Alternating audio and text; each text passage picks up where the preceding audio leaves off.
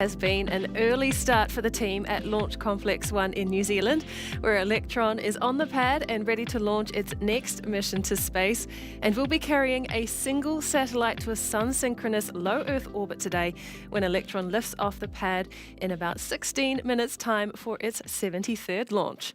And it's great to have you join us. My name is Muriel Baker. And I'm Lakita Satrasala. Together with Muriel, we'll be taking you through today's countdown to liftoff for Electron's next mission for Japan's satellite data and analytics company Synspective.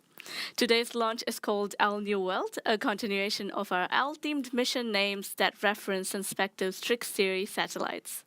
The mission names all relate to owls because StriX, the name for their satellites, is also a genus of owls that belong to a certain owl family, sometimes commonly called wood owls.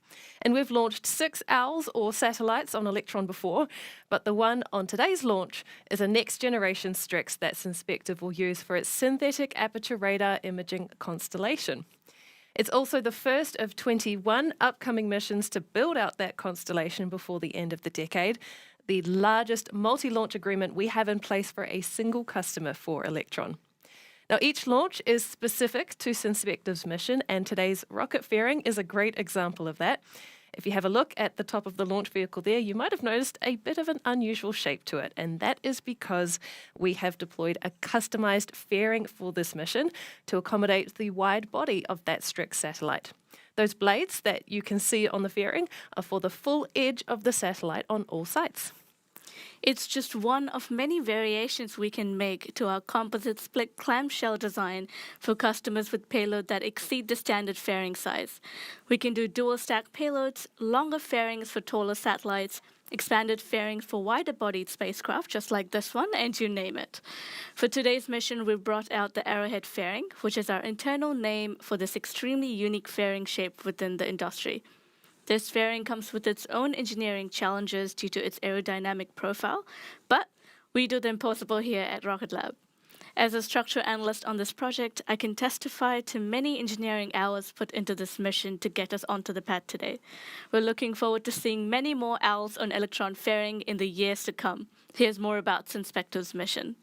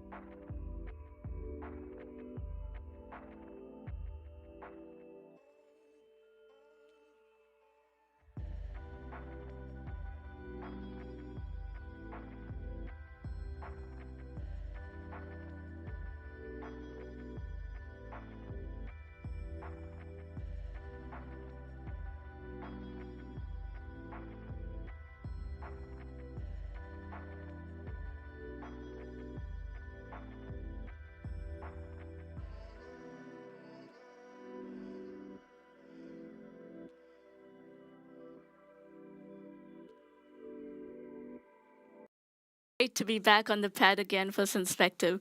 Today's launch will deploy the 7 StriX to orbit on what we call a dedicated mission, which means Synspective has control over when they launch and where they launch to really tailor their constellation exactly how they want to.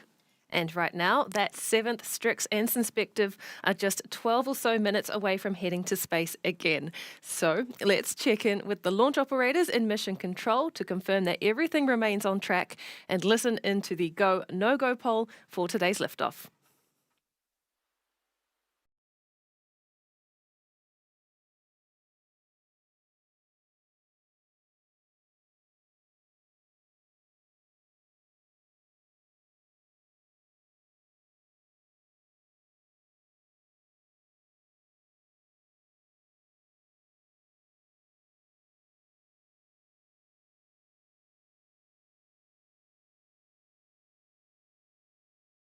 Toss station dialed in mission, core proceeding with a go, no-go sequence.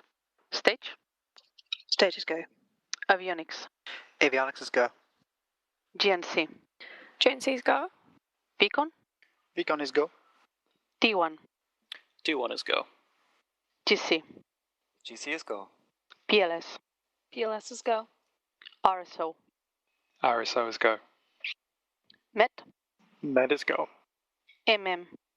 MM is go. LD sub. LD sub is go. Go, no go sequence complete. We are T minus 11 minutes, 21 seconds and counting. We are go for terminal count auto sequence at T minus 10 minutes. From this time, the 3-word procedure is in effect. Great news from Mission Control. That clear run through the poll means that we are go for today's launch attempt of Electron's 73rd mission. Liftoff is currently set for 5:33 a.m. local time or 16:33 UTC. And if you're watching from Japan, the timing is 1:33 a.m. For our East Coast viewers, that launch time is 12:33 p.m. And for those on Pacific time, the T0 is 9:33 a.m. As you can probably recognize from our views of the pad, we're launching today from RocketLab Launch Complex 1 on the Mahia Peninsula in New Zealand, our primary launch site for Electron missions. But it's the first time we've launched from here for a while, actually, after a couple of busy weeks over at our Eastern Shore launch site on Wallops Island, Virginia, where we have a launch pad for Electron and HASTE missions out of RocketLab Launch Complex 2 within the Mid-Atlantic Regional Spaceport. And of course, right next door is our brand new launch site for our much bigger rocket Neutron. And no surprises with what we've named this one after Launch Complex 1 and 2, of course, comes Launch Complex 3, which is our dedicated test, launch and landing site for our upcoming medium lift reusable rocket. We cut the ribbon on Launch Complex 3 just over 6 weeks ago, actually, after building it from the ground up in under 2 years. An incredible achievement made possible with some great partnerships and solid teamwork. Now, here's more about Launch Complex 3.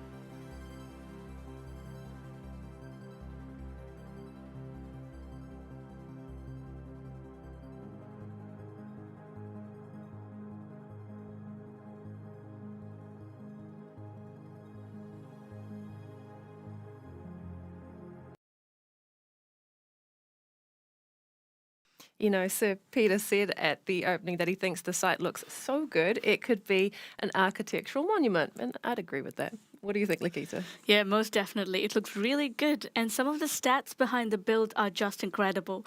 More than 5,000 cubic yards of concrete foundations, over 700 tons of steel in the launch mount, a water tower with a 200,000 plus gallon capacity, and nearly 200,000 gallons each for the propellant storage tanks. Just a super impressive amount of infrastructure and construction that's gone into LC3, given how sleek it looks from the outside. Absolutely. A really excellent job by the local Wallops Island team and contractors that made it happen. And with Launch Complex 3 now officially open, that does mean soon we'll be starting to see Neutron flight hardware make its way to the site for complete integrated systems testing and launch operations in the lead up to its maiden flight. Super exciting to see it all coming together now. Also, how cool would it be if we were launching to Mars from Mars? When Neutron launches from Virginia, it will bring the largest lift capacity to the eastern shore in the spaceport's history. And what better way to utilize that capability than to help build crucial infrastructure for Mars exploration? That's the vision we have for our Mars Telecommunication Orbiter, a spacecraft to provide communications for future crewed and robotic missions at Mars, and maybe even support efforts to return the Mars samples that are waiting to come home. We're ready to do it. Here's a video to show you how.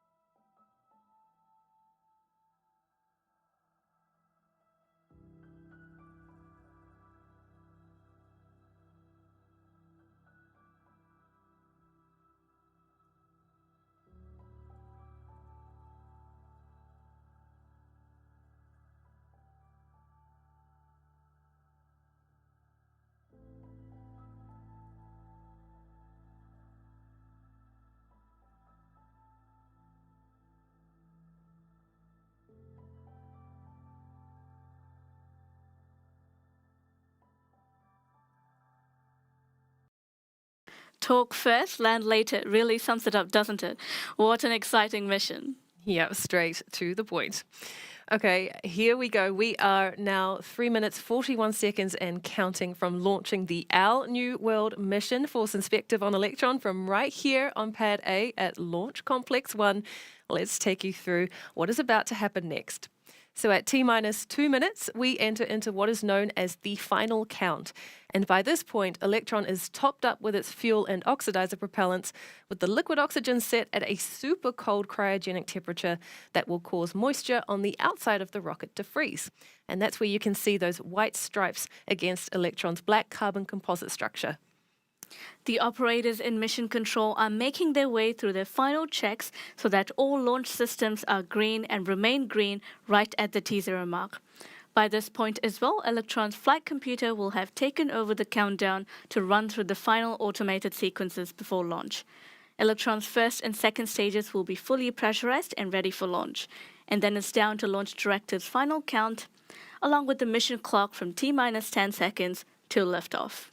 We are just moments away from those final actions now, so we're going to bring up the audio channels from Mission Control to listen in, and then Lakita and I will be back with you after liftoff. So go Electron, go Synspective, and go StriX.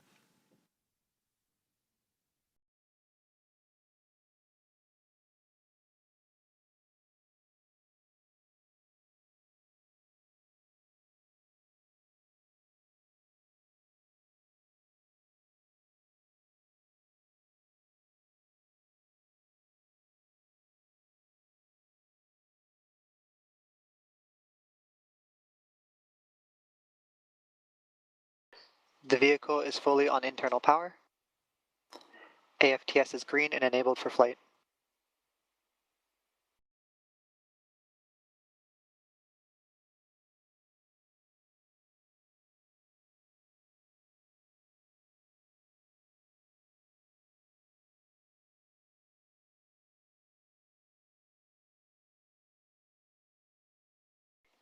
LOX load is complete. System is in recirculation.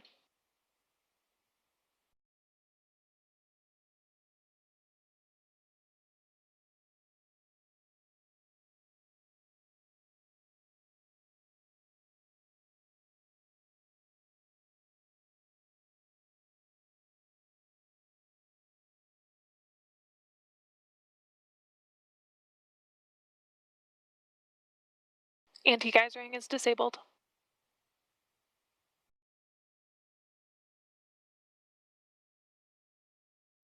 Stage 1 and 2 tanks are pressed for flight.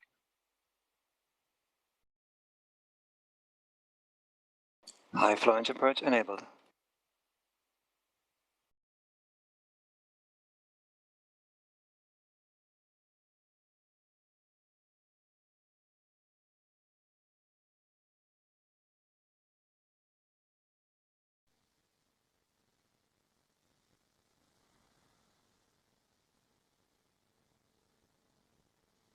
T-minus 20 seconds and counting.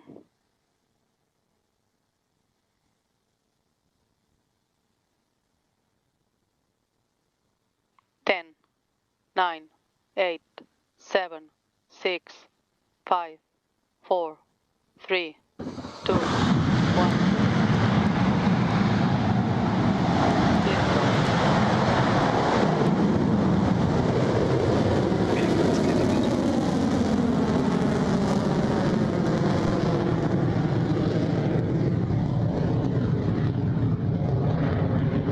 Beginning pitch over.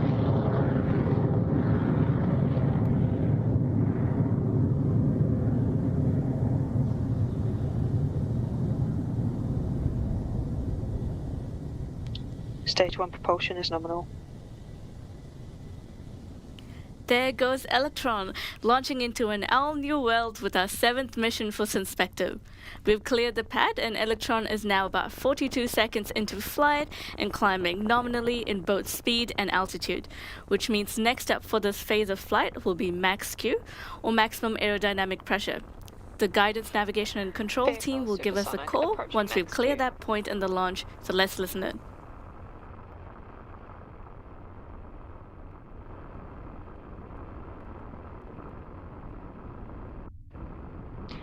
Cleared max Q.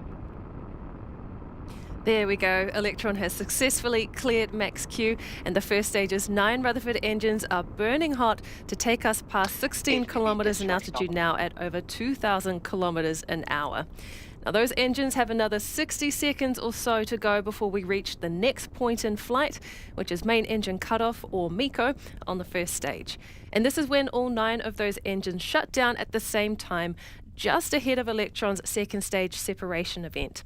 That shutdown helps to ease Electron's velocity just a touch for stage separation before the second stage's own Rutherford engine ignites for its engine burn to deliver the mission closer to orbit. This all happens very quickly, within just a few seconds, so keep an eye across the views in front of you to watch it all from Electron's onboard cameras. And let's listen in for those calls from Mission Control.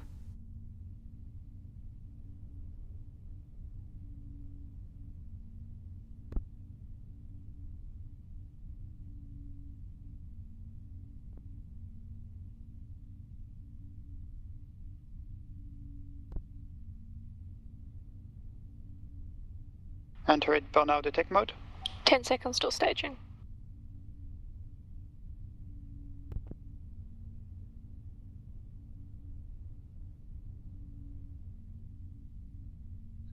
MECO confirmed.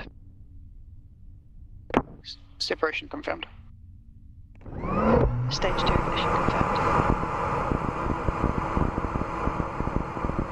A beautiful sequence of events there. That was a successful MECO, stage separation, and second stage ignition, all within a matter of seconds for Electron.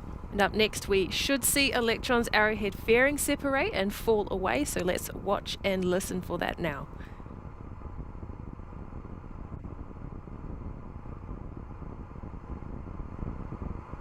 Fairing jettison confirmed. Nice one. There goes Electron's fairing, and there was the StriX satellite live on your screen Stage being 2 propelled propulsion is closer nominal. and closer to orbit to join the 6 other StriX satellites Guidance is already there, nominal. thanks to Electron. Now, under 6 minutes of engine runtime for this second stage Rutherford to go. The mission otherwise is now past 129, just ticked 130 kilometers up in altitude and moving along at over 8,000 kilometers an hour. HVB discharge holding nominal.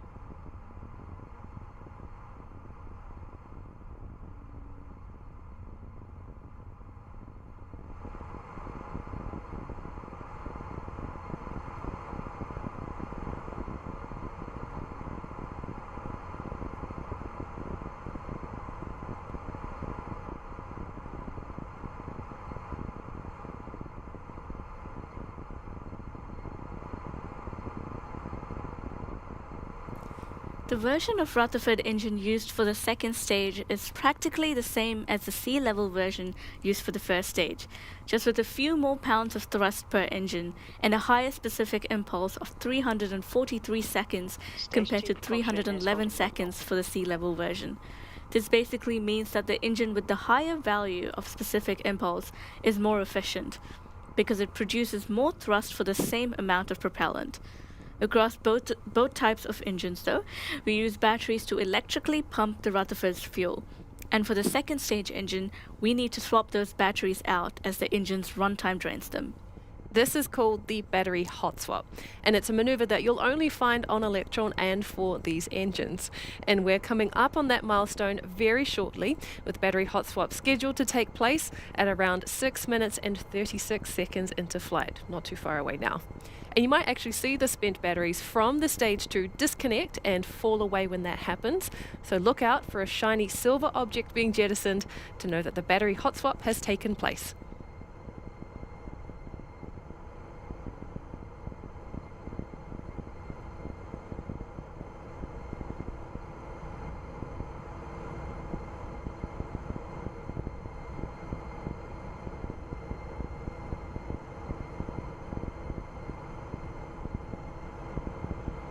Guidance is nominal, 200 seconds remaining.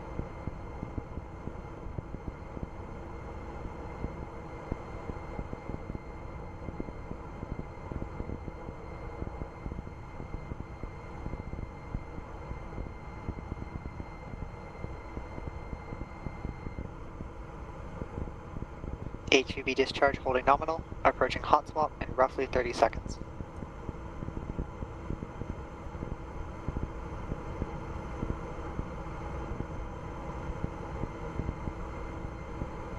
Throttling down.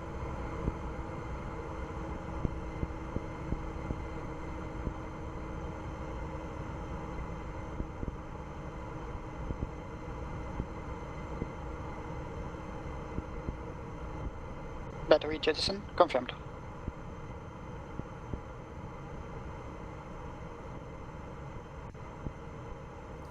Good Confirm confirmation hot swap there from the successful. team in mission control. A fresh set of batteries are now in place and battery hot swap was Stage 2 successful. propulsion holding We've nominal. got about 2 minutes left of engine burn time for the second stage before we come up on the next set of events for Electron. Those will be SECO, or second engine cutoff, when the engine shuts down in preparation for kick stage separation, repeating the actions we saw earlier between Electron's first stage and second stage. We are expecting SECO to take place in around 9 minutes 13 seconds into flight, so not long to go now.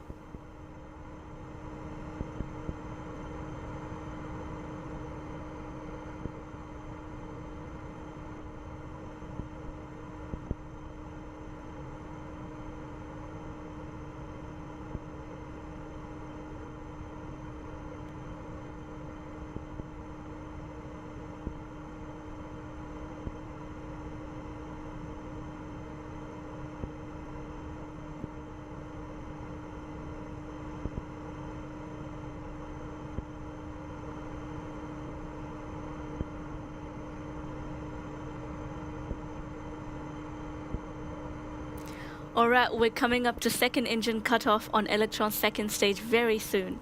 Now, much like the earlier separation event that took place during the first phase of launch, we should see the engine shut down in preparation for separation with the kick stage, which is currently carrying Synspective satellite.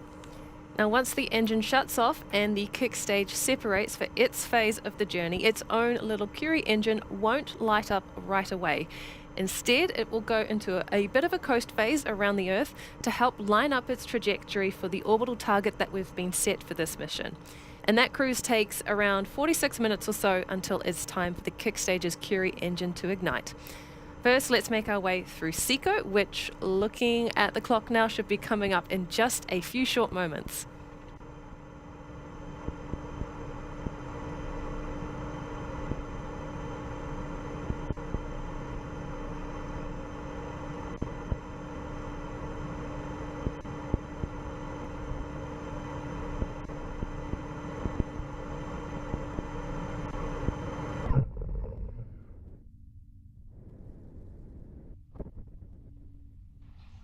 Nominal transfer orbit achieved.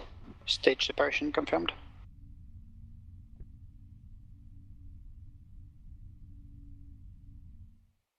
Beautiful shutdown and separation there for Electron's second stage, and welcome to the final leg of the journey for Synspective, now that the kick stage is off and on its way around Earth with that 7th StriX satellite. Now, as we said before, we go into a bit of a coast phase here to allow the kick stage to circle back around and reconnect the dots at the mission's target apogee. Once it's there, the Curie engine on the kick stage will light up to course correct that trajectory, and then we'll be only a minute or two away from payload deployment and the end of the launch. We'll join you back here to see through those final moments of the journey. Hang tight for now, and we'll be back again in about 40 minutes or so to add to the Parliament of Owls. We'll see you soon.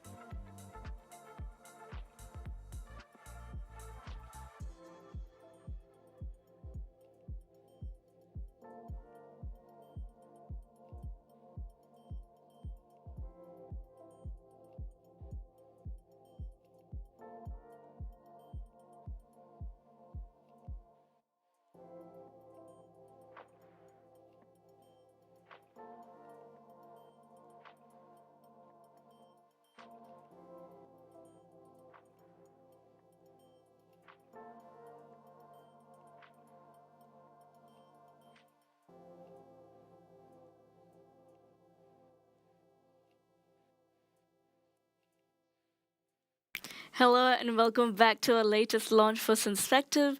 We've entered an all-new world with this mission, with our Electron rocket carrying the 7th StriX satellite to space to join the rest of its constellation already deployed there by RocketLab. We had a successful 73rd liftoff today at 5:33 a.m. local time from RocketLab Launch Complex 1 in New Zealand, and a clean run through the usual launch milestones to bring us to this point in the launch. While we were off air, the Curie engine completed a successful ignition to set the stage for payload deployment for the 7th StriX. So we are now just moments away from payload deployment. And we've got an animation of that sequence to track what happens in real time. So we're going to bring that up now to watch along while we listen in to mission control to hear the final call outs of the mission.